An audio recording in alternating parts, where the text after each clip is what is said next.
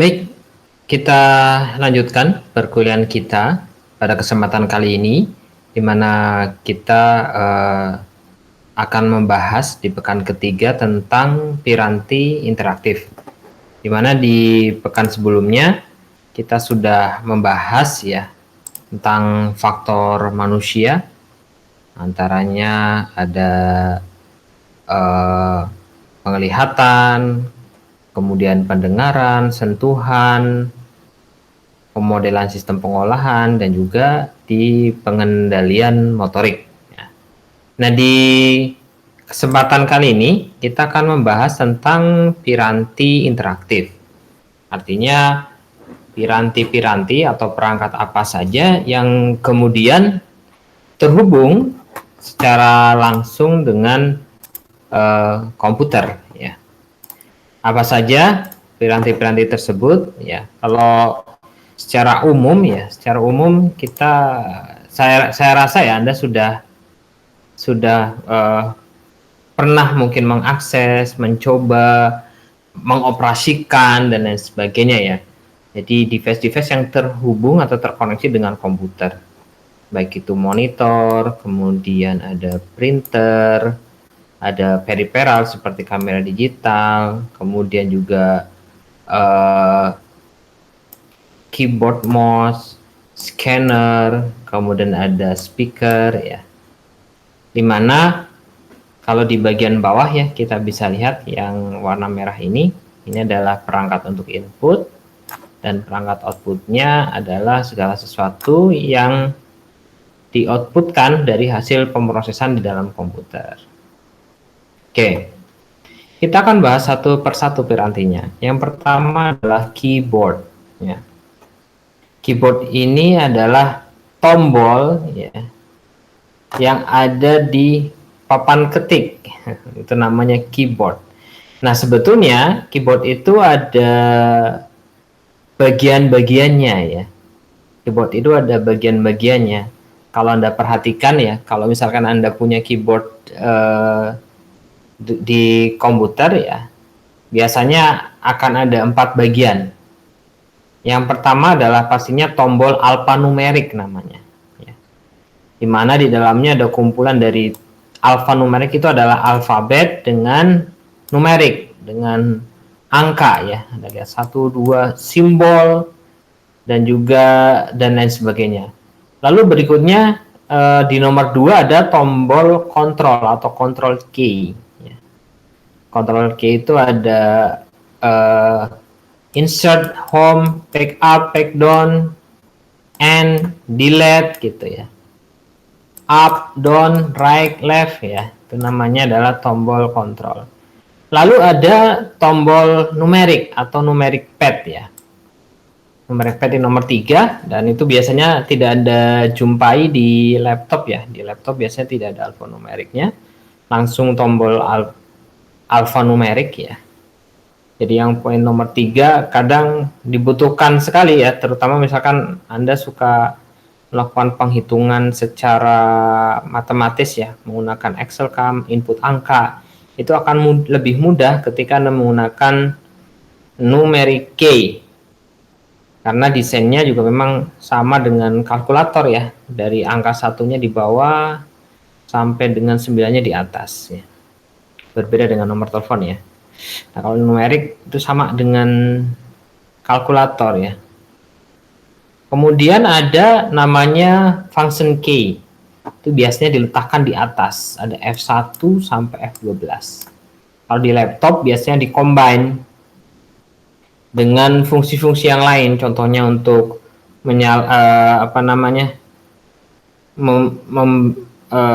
volume up, volume down ya, membesarkan suara, mengecilkan suara, mute. Kemudian kadang juga kalau di laptop karena tidak ada control key-nya untuk back up, back down ya, biasanya juga dia diletakkan di bersama dengan function key ya. Biasanya Anda harus menekan Fn ya, ada tombol Fn biasanya, tombol bantuan di bawah untuk mengaktifkan fungsi-fungsi tersebut. Nah, keyboard bermacam-macam sebetulnya ya. Jadi menurut jenis dan jenis tata letaknya ya keyboard itu ada yang pertama QWERTY ya. QWERTY ya. QWERTY ini sebenarnya ambil dari mesin ketik. Anda lihat dari kenapa disebut QWERTY, karena memang alfabet yang disebutkan sebelum di paling atas adalah Q ya, ini ada Q, W, E, R, T, Y, makanya disebut sebagai keyboard QWERTY. Lalu sebetulnya ada penyempurnaan oleh Dvorak ya. Jadi Dvorak, ini yang Dvorak agak berbeda. Jadi pembuatannya ini memang sudah dilakukan proses analisis ya, sehingga sebetulnya lebih efektif 10% dibandingkan dengan QWERTY kalau yang saya baca seperti itu. Tapi memang tidak lazim digunakan sehingga tidak populer. Seperti itu. Lalu ada tata letak alfabetik ya. Tata letak alfabetik di mana memang keyboardnya ya sesuai dengan huruf A, B, C, D, E, F, G, dan seterusnya ya. Kalau Anda perhatikan sebetulnya zaman dulu ya, mungkin saya ya, mungkin Anda sudah tidak mengalami ya. Jadi ketika kita mengetik SMS dulu, keyboardnya adalah keyboard yang alfabetik. Sudah gitu kalau mau menekan huruf A misalkan, berarti saya harus mencet angka 1 sekali, huruf B berarti 2 kali, karena misalnya dalam satu tombol terdiri dari 3 huruf. Jadi misalkan saya nyari huruf C, maka saya akan pencet 3 kali ya, angka 1 dan seterusnya. Itu misalnya. Lalu ada tata letak namanya Glockenberg ya. Ini Glockenberg, dia dibuat berbeda kanan dan kirinya. Memang secara ergonomi lebih enak ya, tapi secara cost lebih mahal. Kenapa? Karena ada 2 keyboard semacam ini ya, sehingga secara cost kurang efektif. Lalu berikutnya ada papan ketik untuk penyingkatan kata ya, namanya Palantype dan Stenotype ya. Jadi Palantype dan Stenotype ini digunakan untuk menyingkat kata. Di mana digunakannya? Jadi digunakannya adalah oleh contoh misalkan seorang wartawan untuk melakukan pencatatan. Atau ya di beberapa adegan skin film yang pernah saya tonton ya, salah satunya adalah dipakai untuk mencatat notulen di pengadilan ya. Tapi mungkin untuk yang pengadilan yang Anglo-Saxon ya. Jadi kalau tidak salah itu merupakan salah satu syarat ya. Tapi di Indonesia saya jarang lihat ya. Zaman dulu kan mungkin belum secanggih sekarang ya, perekaman dan lain sebagainya. Jadi untuk menulis setiap ucapan orang itu menggunakan papan ketik untuk penyingkatan kata ini. Ya. Jadi bentuknya sangat sederhana sekali ya, dengan disingkat ya. Yang Palantype dia mengelompokkan antara huruf konsonan ya, huruf vokal di bawah, terus konsonan di samping kiri dan kanan. Jadi ada beberapa huruf yang dihilangkan. Oke.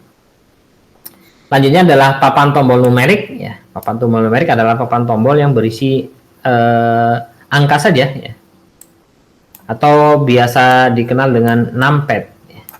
Nah, numpad itu biasanya kita beli ya. Biasanya saya juga pernah membeli ini untuk orang-orang accounting biasanya. Saya berikan untuk orang accounting karena biasanya orang accounting sudah pakai laptop. Ya, laptop itu tidak ada keyboard numerik ya. Sehingga dia butuh tambahan. Sehingga diperlukan beli untuk keyboard numeriknya. Sehingga untuk menginput angka akan lebih mudah. Itu adalah keyboard ya. Selanjutnya kita bicara tentang pointing device atau penunjuk ya.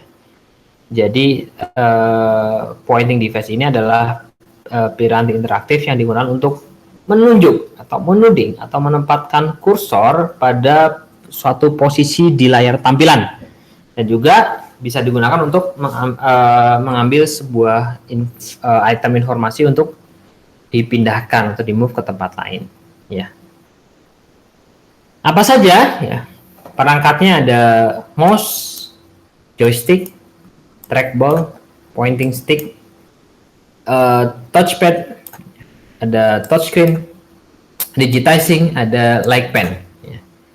Kita akan bahas satu persatu. Kalau untuk mouse, ya, Anda pasti sudah menggunakan mouse. Jenisnya ada bermacam-macam.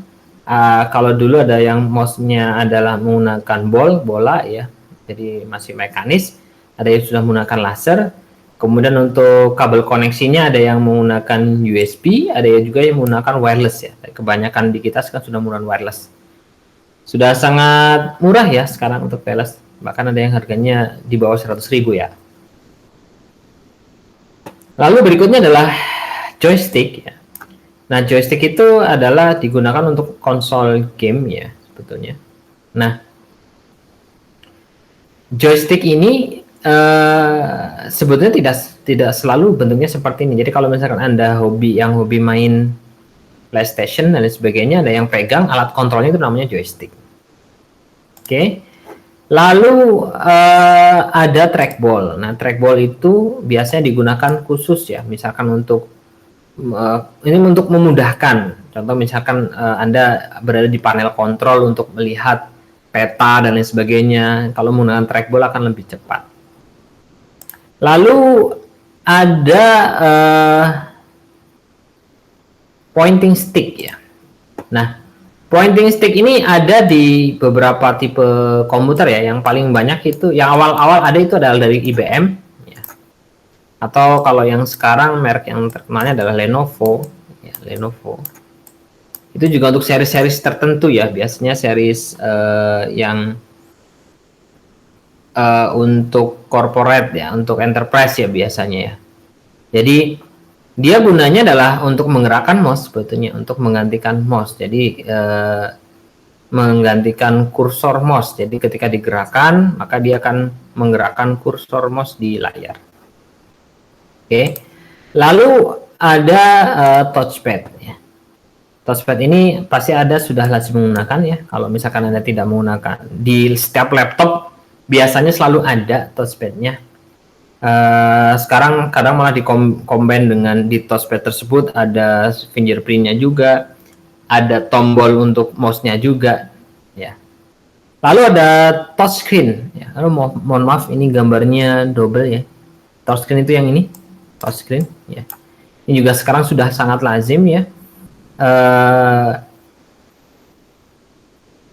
Lazim digunakan misalkan di tablet atau misalkan di tempat umum ya. Cuman kalau sekarang sudah mulai dihindari ya, karena kalau misalkan Anda menggunakan device yang sama ada resiko tertular COVID ya. Sehingga ketika Anda menggunakan layar sentuh, Anda harus segera layar sentuh di tempat umum maksud saya. Jadi Anda harus segera menggunakan hand sanitizer ya. Dan sekarang malah kadang diganti menggunakan contactless ya. Lalu berikutnya ada digitize ya. Digitize itu adalah sebuah papan Anda untuk bisa melakukan untuk menggambar ya.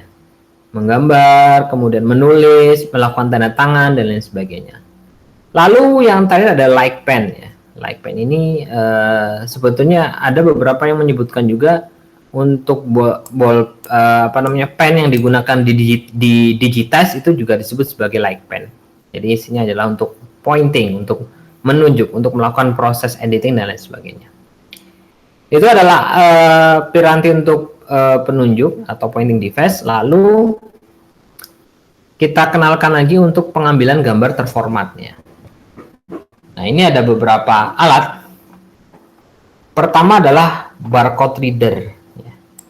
Barcode ini adalah atau kode batang ya.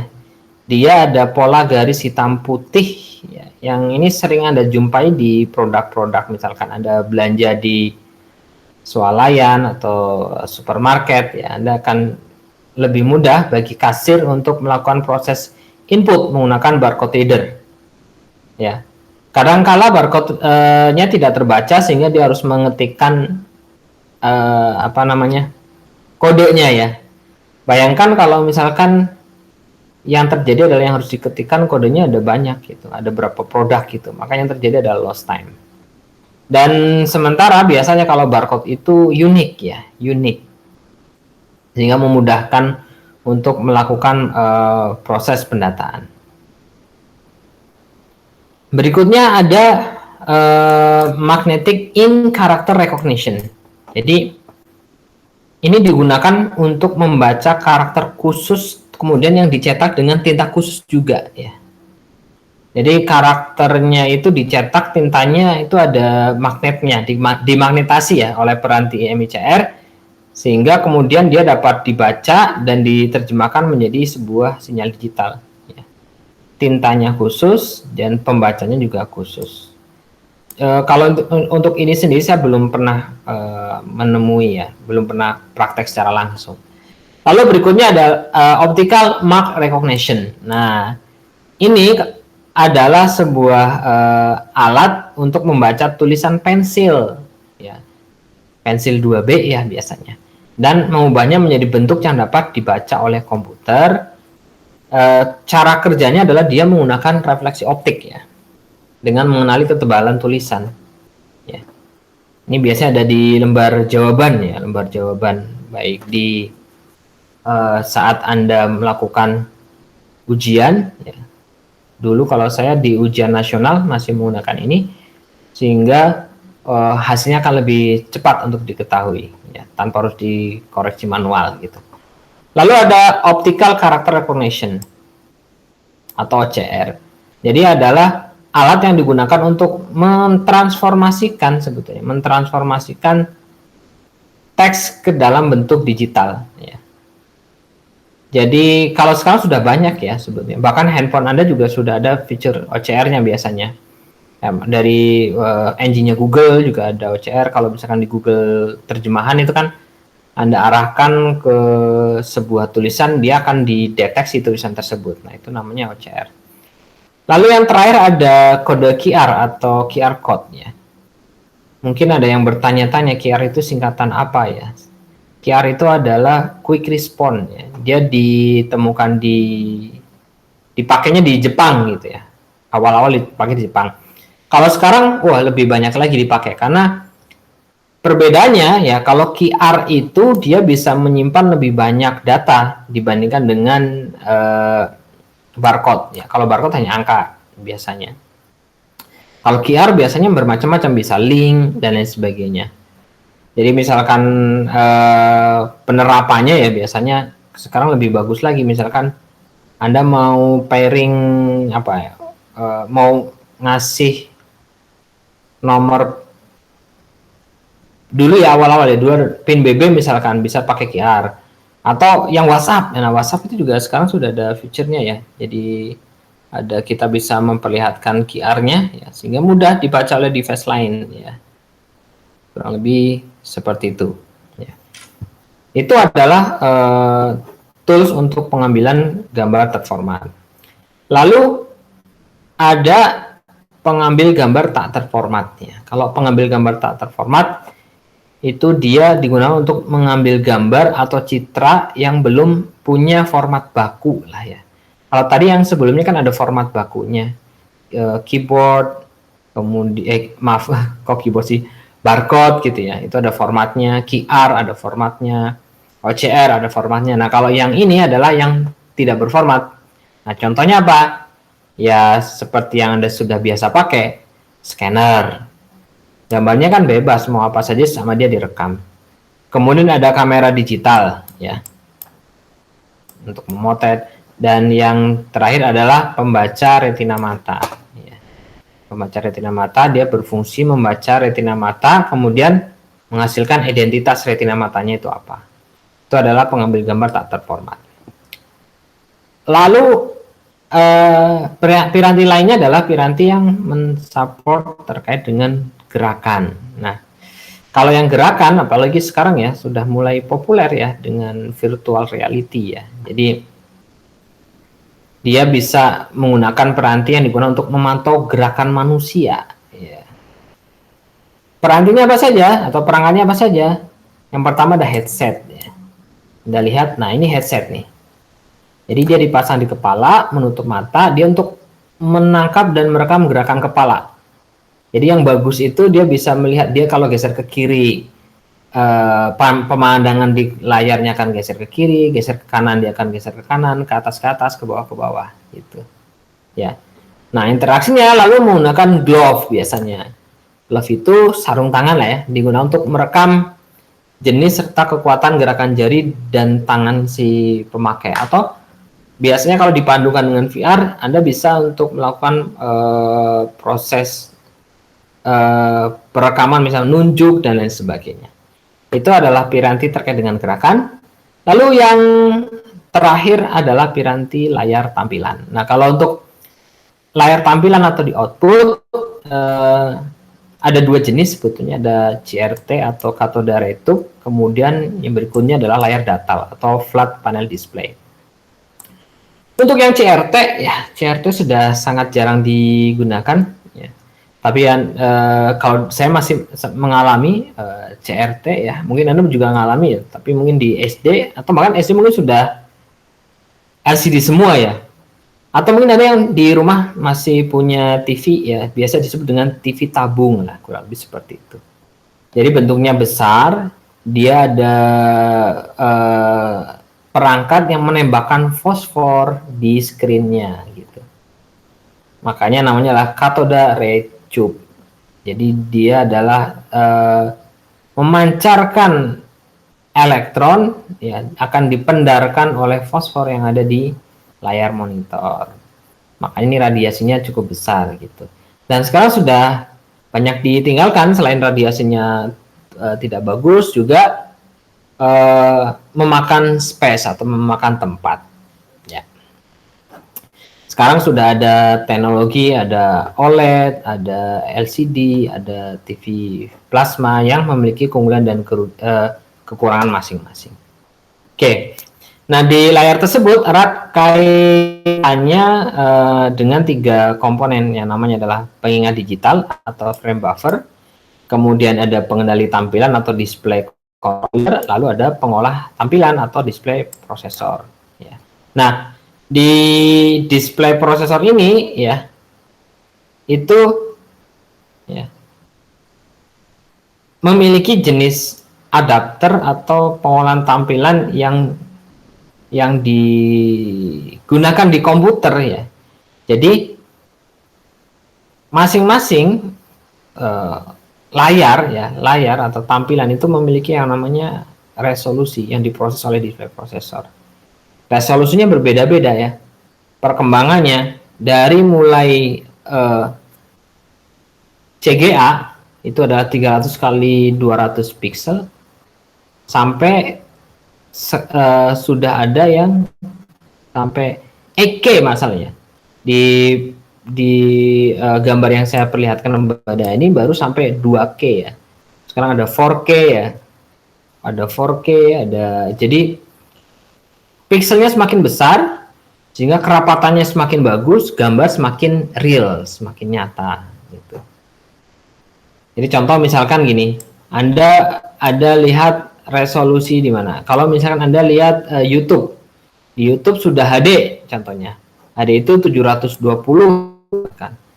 Maka dibandingkan dengan misalkan apa ya, yang masih belum HD misalkan, kualitas rendah, contohnya di angka 300 misalkan ya, itu maka kualitas gambarnya ketika ditampilkan di layar yang besar akan mengalami pecah-pecah gitu. Nah, kalau Anda bagus misalkan, Anda bisa menampilkan contohnya dari YouTube, sudah HD 1080 atau misalnya sudah 2K ya.